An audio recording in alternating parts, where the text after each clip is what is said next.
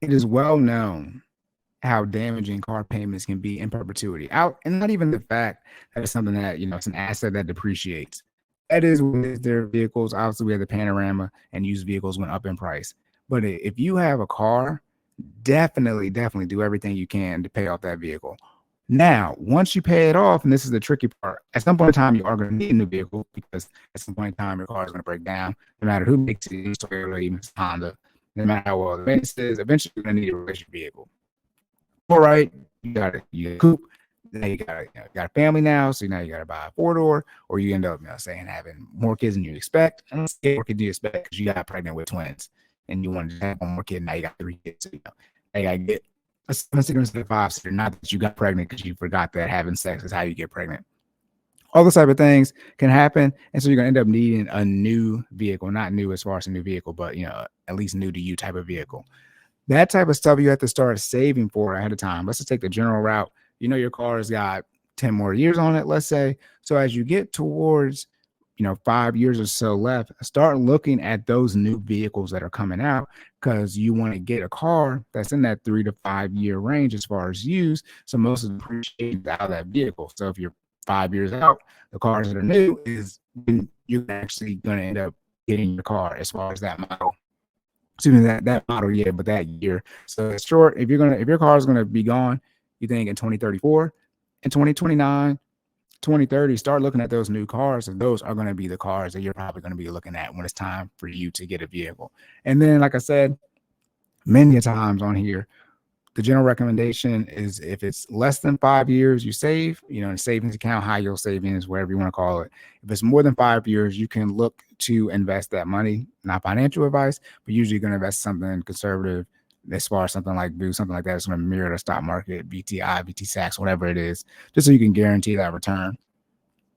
Let me not say guarantee, let me not guarantee. Have a high percentage chance that you're going to make some money. But even if it's, you're going to need it in 5 or 6 years, still okay to put in a high yield savings because you know what that money is going to be and you're continuously saving that money. But as you get over 5 years, as far as when you're going to need the money, that's when some financial experts would recommend or even have you suggest, or excuse me, even suggest to you saving that money. It's late, y'all. My brain is it's 11:14. Shout out to 11:11 Make a Wish. My brain is definitely getting ready to turn off. So that's the type of stuff where you talk about transitioning, getting out of that and putting a barrier in place or steps in place from a financial skill set standpoint so you don't go back into that. So once you do pay your vehicle off, at some point in time you're going to need a vehicle. That's when you start doing that research as far as what you want in the vehicle. Like for myself, my car is not even at 60,000 miles yet. I got my car in December 2017, so my car will be 7 years old this December. I probably almost 2 years now thinking about what car I'm going to get, but definitely like in the last year or so, I've been really thinking about it. And I'm going to drive my car until Viola don't work no more. I don't plan on, I purchased Viola with the intent of driving her, not until the wheels fall off, until she just does not work at all. But I've already been thinking about am I going to get an SUV? Or my friends going to be in that time, kids, sport, all that type of stuff. I've already been thinking about it. And even the newest car that I have now is not going to be the car that I'm going to get, but it's all putting myself in that mindset because I know about it, and I do too much planning for my own good. But it's just the mindset you got to be because when you talk about in the future, that purchase is probably going to be $30,000-$40,000 as far as cars are going to cost more as time goes on, so the cost of used cars is going to increase naturally as well, even though the value of cars depreciate. But since the price tag is going to increase over time, you're going to end up having to kick out more money.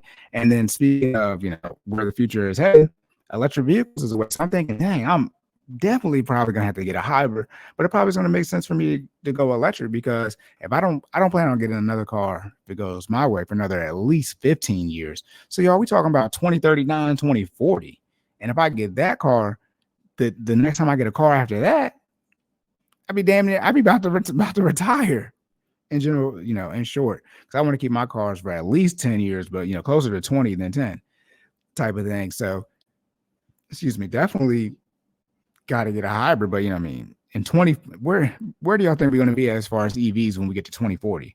right? And so that's the type of stuff that you really have to think about now too, because will gas go away permanently? Probably not in America. At least this is America, gonna be pretty hard pressed to get that done. But hey, they already got some changes coming in California. But we can make a whole different channel about California, even though we still got to run up our numbers here. But what California got going on like all fronts is just unreal. But that's what you have to think of, putting steps in place to ensure your future so you don't have any setbacks. All right, when it comes to the car payments. All right, y'all.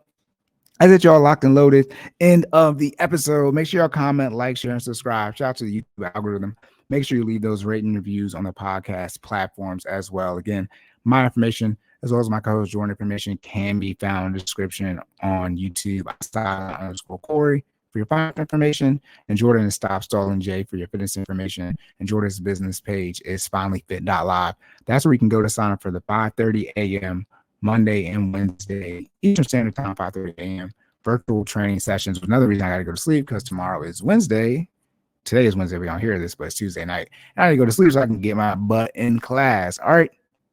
Again, y'all, if you have any questions, comments, concerns, we see y'all still leaving the comments, run up the numbers. We appreciate that. Continue to leave us your feedback.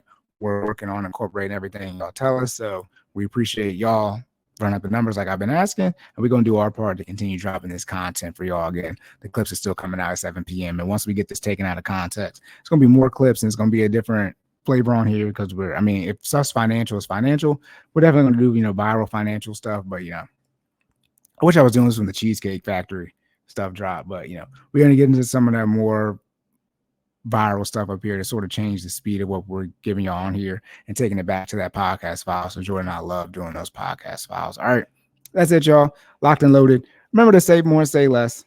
Keep making better your best. And I'll catch y'all in the next one.